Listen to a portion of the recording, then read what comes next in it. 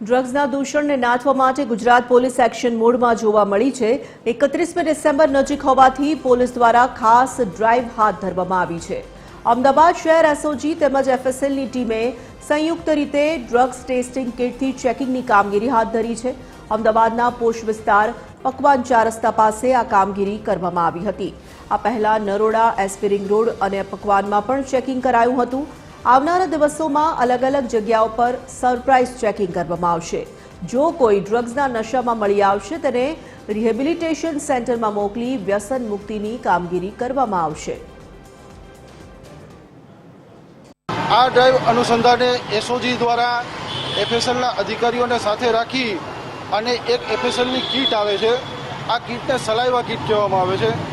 આ કીટનો યુઝ કરી અને કોઈપણ જગ્યાએ ચેકિંગ કરી અને જો કોઈ પણ માણસે ડ્રગ્સનું કન્ઝ્યુમ કરેલું હોય તો એની અંદર પોઝિટિવ અથવા નેગેટિવ રિપોર્ટ આવે છે।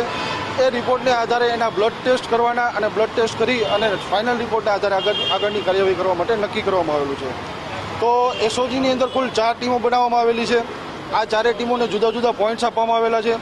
આ પોઈન્ટ ઉપર જઈને એફએસએલના અધિકારી, એફએસએલના કર્મચારીઓ અને સાથે એસઓજીના અધિકારી અને કર્મચારીઓ આ કીટનો ઉપયોગ કરી અને ડ્રગ્સનું જે કન્ઝ્યુમ કરવાવાળા લોકો છે, જે ડ્રગ્સનો પોતાના અંગત ઉપયોગ માટે વાપરતા લોકો છે, એને પકડી અને એની ઉપર કાર્યવાહી કરવા માટે આ એક જાતની મુહિમ કરવામાં આવેલી છે।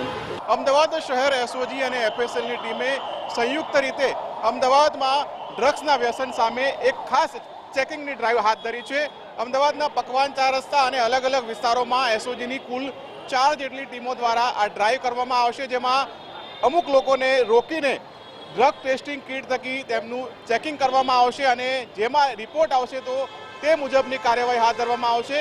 ખાસ કરીને એક ફોરેન્સિક વાન પણ સાથે રાખવામાં આવી છે। એફએસએલના અધિકારીઓ, કર્મચારીઓ અને એસઓજીના અધિકારીઓ, કર્મચારીઓ દ્વારા સંયુક્ત રીતે આ કામગીરી કરવામાં આવી રહી છે।